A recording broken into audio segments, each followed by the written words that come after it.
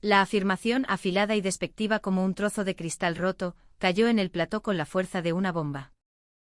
Si la industria automotriz alemana colapsa, Europa muere. Si la agricultura española desaparece, no pasa absolutamente nada. España es solo la huerta y el lugar de vacaciones de Europa. En el instante en que esas palabras fueron pronunciadas, una carcajada atronadora, mezclada con aplausos condescendientes, estalló en el estudio. El hombre que las había espetado, Klaus Müller, un reputado economista alemán de sienes plateadas y traje impecable, sonrió con la suficiencia de quien acaba de enunciar una verdad universal e irrefutable.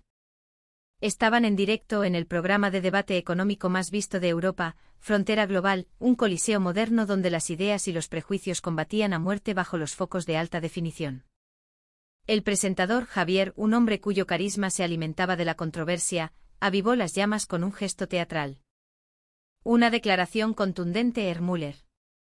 ¿No lo creen, señoras y señores? La audiencia, mayoritariamente del norte de Europa, rugió en aprobación. Los jóvenes levantaban sus móviles, grabando el momento mientras hombres de negocios asentían con gravedad, como si la frase de Müller hubiera puesto en orden el cosmos. En las pantallas gigantes del plató, un titular sensacionalista parpadeaba: España, el gigante con pies de barro.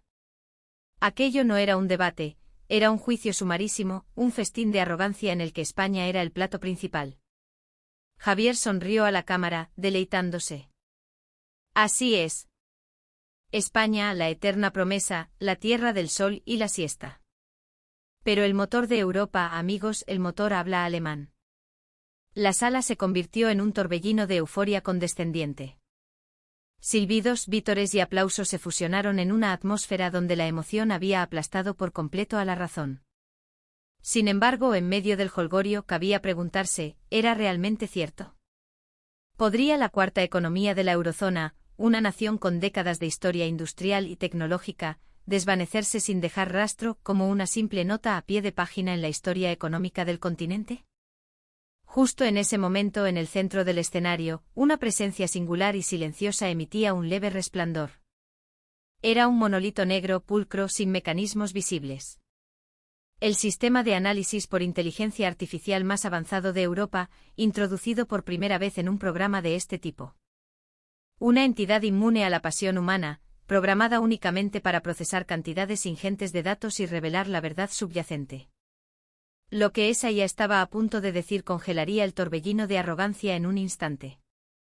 Javier, con los brazos abiertos y una sonrisa de satisfacción, se dirigió a su exultante público. Bien. Para el debate de hoy, hemos preparado una invitada muy especial. Como todos saben, los temas económicos pueden volverse pasionales. Por eso, esta vez, vamos a escuchar la opinión de un sistema de análisis de última generación. El foco principal se desplazó hacia el centro, iluminando el monolito negro y sin adornos que aguardaba en silencio. Les presento a Luna, anunció Javier. El nombre oficial de Luna es Logic Based Universal Narrative Analyzer, analizador universal de narrativas basado en la lógica. Un sistema que analiza narrativas y doctrinas universales basándose puramente en la lógica y los datos. Su pronunciación coincidía con la palabra luna, evocando la capacidad de la luz lunar para iluminar la oscuridad, para revelar el paisaje completo sin distorsiones. Era a la vez una fría máquina de análisis y una encarnación de ese antiguo anhelo humano por una verdad que brilla, serena e imparcial, por encima del caos del mundo. El sistema había sido desarrollado por un consorcio de grandes empresas tecnológicas europeas y el Instituto de Estudios Culturales Avanzados de Ginebra. Su propósito original era aún más ambicioso: visualizar los malentendidos y prejuicios en el intercambio cultural internacional, convertir las disputas emocionales de las negociaciones diplomáticas en fríos valores numéricos. Sin embargo, a medida que avanzaba su desarrollo, se descubrió que las capacidades de Luna iban mucho más allá del análisis cultural. Podía procesar en tiempo real datos económicos internacionales, estadísticas comerciales y simulaciones de estructuras industriales con una complejidad abrumadora. La cadena de televisión, viendo su potencial, la había introducido de forma experimental con el pretexto de garantizar la imparcialidad del debate. Para el presentador y el público, en un principio, no era más que un artilugio para generar expectación. No obstante, la presencia que emanaba aquel monolito negro superaba con creces el guión del programa. Acompañada de una fría voz sintética, estaba a punto de escupir una verdad que haría añicos las emociones humanas. Irónicamente, la IA que habían traído para amenizar el espectáculo se convertiría en el espejo que destrozaría su propia y cómoda autocomplacencia. Un murmullo recorrió las gradas. ¿Qué va a saber una máquina de economía? Esto es interesante, a ver qué dice. Risas y curiosidad se mezclaban, cargando el ambiente de una nueva tensión. Javier continuó con una sonrisa provocadora. ¿Qué evaluación hará una simple máquina de nuestro poderío industrial?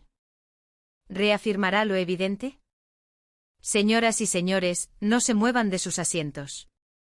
Entonces el monolito emitió un profundo zumbido electrónico.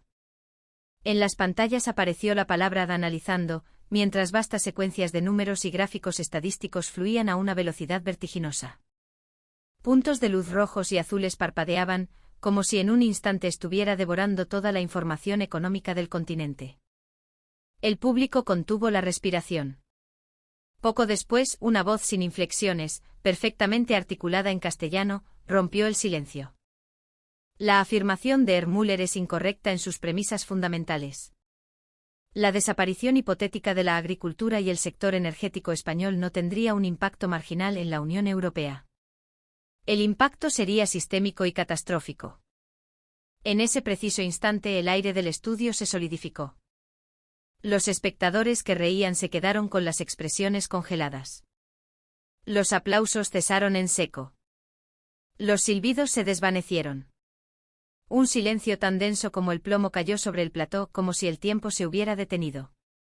Javier, el presentador, intentó recuperar el control a toda prisa, forzando una carcajada exagerada. Ja, ja, ja. ¿Qué? ¿Es una broma? ¿Un fallo en el sistema? Sin la industria alemana, Europa no tiene coches, pero sin las naranjas españolas se puede vivir perfectamente, exclamó, tratando de reavivar la hilaridad. Pero su risa sonó hueca, desesperada. La atmósfera de euforia anterior se había evaporado.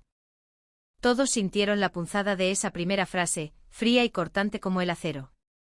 En las pantallas se desplegaban cifras y diagramas de flujo. La voz impasible de Luna continuó. La economía española no es un apéndice dependiente. Posee una estructura industrial diversificada y es un pilar estratégico en múltiples sectores críticos para la autonomía europea. Un leve murmullo recorrió al público. Un atisbo de traición, una semilla de duda, comenzó a germinar en la mente de los espectadores. El plató, ahora sumido en el silencio, estaba completamente subyugado por la voz gélida de Luna. Pero el primero en romper el hechizo fue el presentador. Ja. ¿Lo han oído, señoras y señores? La máquina está defendiendo a España, dijo Javier, exprimiendo una sonrisa forzada para buscar la complicidad del público. De inmediato algunas personas respondieron con aplausos, pero no eran los vítores enardecidos de antes, sino un sonido rígido, casi por obligación. Müller, el economista, no se quedó atrás y golpeó la mesa con la palma de la mano. Jugar con los números no tiene sentido. La economía no es una teoría de salón, es la realidad. Y la realidad es que sin las locomotoras industriales del norte, los vagones del sur se hunden. Es de sentido común. Desde la audiencia llegaron algunos gritos de así es, pero sonaron aislados, sin la fuerza de la ola que había barrido el plató minutos antes. La afirmación categórica de Luna ya había sembrado en sus corazones una pequeña pero persistente duda. En la pantalla se proyectó un nuevo mapa de flujos comerciales. La voz de Luna, cada vez más distante de cualquier emoción humana, sentenció: los sentimientos y los prejuicios no pueden alterar la realidad de las cadenas de suministro. Los resultados del análisis no van a cambiar. Javier agarró el micrófono con frustración. Esto es absurdo. Los smartphones, los televisores, los electrodomésticos, los coches del liderazgo tecnológico alemán y del norte de Europa ha arrinconado a España. Esa es la realidad. Una parte del público aplaudió de nuevo, pero en otro asiento, un joven con la mirada fija en su móvil comparaba en silencio los datos de la pantalla con lo que encontraba en Internet. La división entre los que reían y los que callaban comenzaba a fracturar el ambiente de la sala. La voz de Luna sonó aún más gélida. Por favor, no miren a las emociones humanas. Miren los datos. Con esa frase el silencio regresó, pero esta vez era un silencio diferente. El fervor anterior se había disipado por completo, y una atmósfera pesada y fría comenzó a extenderse por todo el estudio. En las pantallas aparecieron nuevas imágenes. El interior de un invernadero inmaculado, un mar de plástico bajo el sol de Almería, donde equipos automatizados de alta tecnología controlaban el riego y la nutrición de miles de plantas. A continuación, un complejo mapa logístico, mostrando rutas de camiones que partían desde el sureste español hacia todos los rincones de Europa. La voz de Luna comenzó la demolición. Analicemos primero el tópico de la huerta. Las imágenes cambiaron, mostrando los campos nevados de Alemania y los Países Bajos en pleno invierno. Durante los meses invernales, cuando los campos desde Berlín hasta Estocolmo están congelados bajo la nieve y el hielo, más del 50% de las frutas y hortalizas frescas que se consumen en la Unión Europea provienen de España. Un gráfico de barras apareció mostrando la dependencia de las importaciones alemanas, francesas y escandinavas. La barra española era abrumadoramente dominante. A continuación, una simulación gráfica, el pasillo de frutas y verduras de un supermercado en Múnich. Lentamente los estantes de tomates, pimientos, lechugas y fresas se vaciaban hasta quedar desolados. Sin la producción de Almería, Murcia y Huelva, los lineales de sus supermercados estarían vacíos de noviembre a abril. Esto no es una opinión. Es una dependencia logística crítica. España no es la huerta de Europa. Es la garantía de su seguridad alimentaria invernal. Un murmullo de asombro recorrió a la audiencia. Las expresiones de burla se habían transformado en máscaras de incredulidad. El poder de las cifras y las imágenes concretas estaba minando su arrogancia. Müller, sin embargo, golpeó la mesa con furia. Esos son productos de bajo valor añadido. Hortalizas. El futuro pertenece a la tecnología y la industria pesada, y ahí es donde Alemania y el norte mandan. El presentador Javier se apresuró a secundarlo. Exacto. España no tiene marcas globales de peso. Su modelo depende de otros. El público volvió a aplaudir, pero el sonido carecía de la convicción de antes.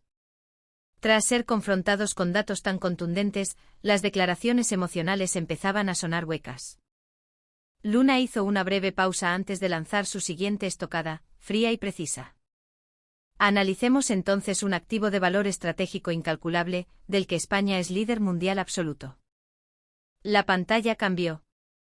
Ahora mostraba un mar de olivos meciéndose bajo el sol de Jaén, un paisaje ancestral y productivo. A su lado, una botella de aceite de oliva virgen extra, con su color dorado brillante. El oro líquido, continuó la voz sintética. España produce cerca del 50% de todo el aceite de oliva del mundo. Su colapso no solo destruiría la dieta mediterránea, reconocida como pilar de la salud mundial, sino que desmantelaría por completo la industria agroalimentaria europea y tendría un impacto devastador en los sectores farmacéutico y cosmético a nivel global, que dependen de sus derivados. Los rostros en el público reflejaban una profunda sorpresa. La mayoría nunca había concebido el aceite de oliva como un activo estratégico de esa magnitud. Antes de que Müller pudiera reponerse, las pantallas cambiaron de nuevo, mostrando ahora gigantescos molinos de viento girando en las llanuras de Castilla-La Mancha y vastas extensiones de paneles solares brillando en el desierto de Extremadura. Pasemos a la energía, dijo Luna. Desde el corte del suministro de gas ruso, la península ibérica se ha convertido, de facto, en la batería de reserva de Europa. España es el líder europeo en capacidad instalada de energía eólica y solar combinada. Mientras el norte del continente se enfrentaba a la crisis de su dependencia energética, España exportaba electricidad limpia a Francia, salvando a la red francesa de apagones generalizados en múltiples ocasiones durante picos de demanda o crisis de producción nuclear. Un mapa animado mostró flujos de energía en color verde brillante que cruzaban los Pirineos hacia el norte. España no es un país dependiente en materia energética. Es un exportador neto de seguridad para el continente. El silencio en el estudio era ahora total, casi religioso. El ambiente había cambiado por completo. La burla se había transformado en un asombro incómodo. Müller no podía ocultar su irritación. Su rostro, antes sonriente y seguro, estaba contraído en una mueca de incredulidad. ¿Son productos primarios? ¿Sol, viento, aceitunas? ¿Dónde está la alta tecnología? La ingeniería de precisión. Ese sigue siendo un dominio alemán. La desesperación en su voz era palpable.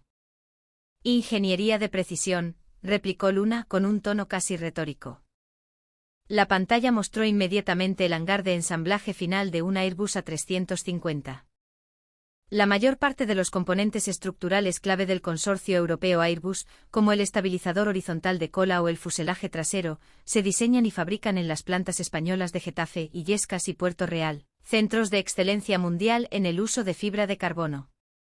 La imagen cambió a un tren de alta velocidad, elegante y aerodinámico, cruzando un viaducto. Los trenes de alta velocidad que circulan por todo el mundo, desde las arenas de Arabia Saudí hasta las llanuras de Texas, son diseñados y construidos por empresas españolas como Talgo y CAF. De hecho, la red de alta velocidad de España es la más extensa de Europa y la segunda del mundo, un prodigio de ingeniería civil y de sistemas que el resto del mundo estudia. La audiencia estaba boquiabierta. La risa había desaparecido por completo. Todos estaban clavados en las pantallas, donde la imagen de una moderna fábrica de automóviles reemplazó a la del tren. Y en cuanto a la industria que Müller tanto defiende, continuó Luna, España es el segundo mayor fabricante de automóviles de Europa, solo por detrás de Alemania. Una pieza fundamental e insustituible en la cadena de suministro de todo el sector automotriz europeo, que produce para marcas de todo el mundo. Müller, el economista, estaba pálido, hundido en su sillón. Su confianza se había hecho añicos contra el muro de datos de la IA. Miraba las pantallas con los ojos desorbitados, como si viera un fantasma. La cámara se centró en su mano, que temblaba ligeramente sobre la mesa. Su arrogancia se había desmoronado, dejando al descubierto la fragilidad de un prejuicio enfrentado a la verdad. La atmósfera en el plató era pesada, cargada con la tensión de una derrota humillante.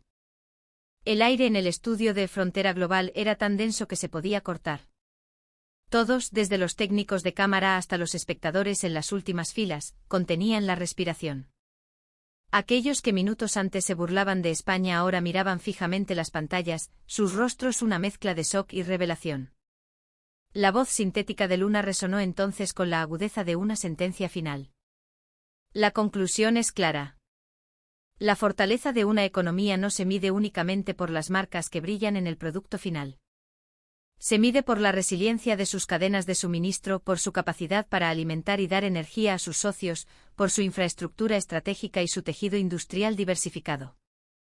En las pantallas un montaje vertiginoso mostraba de nuevo las imágenes, los invernaderos de Almería, las botellas de aceite de oliva, los aerogeneradores girando como gigantes blancos, las piezas de fibra de carbono de Airbus, los trenes AVE deslizándose por el paisaje.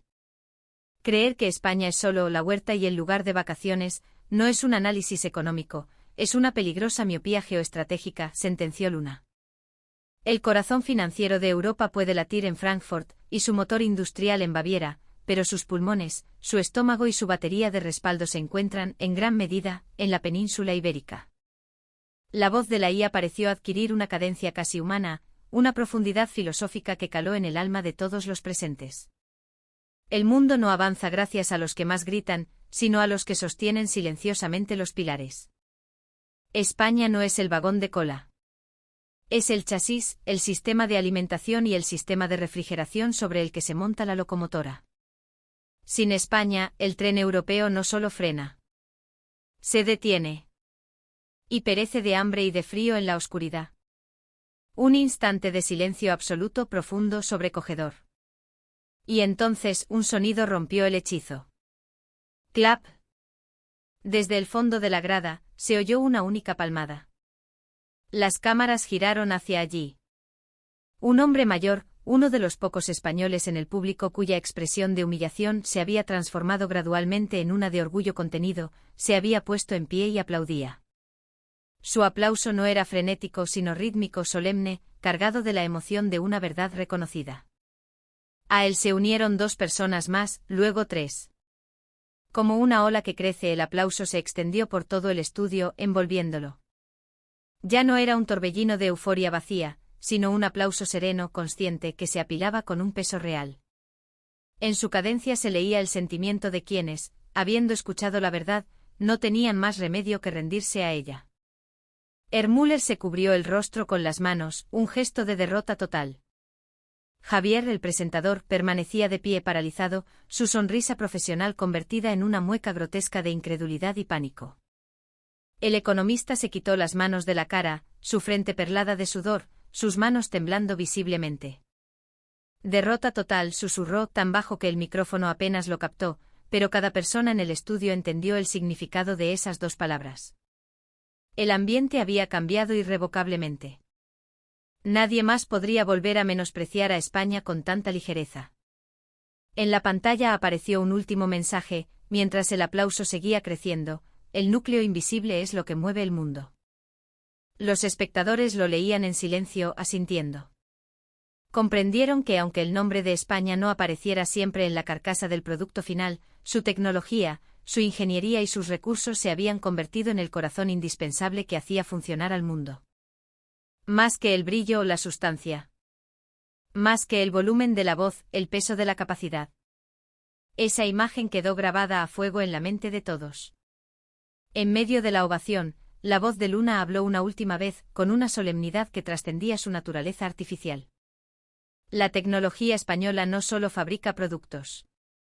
Construye los cimientos de nuestra civilización y conecta nuestro futuro. Como los chips que funcionan sin descanso aunque no se vean, como las personas que impulsan la sociedad sin buscar el reconocimiento, ahí reside la verdadera fortaleza de España.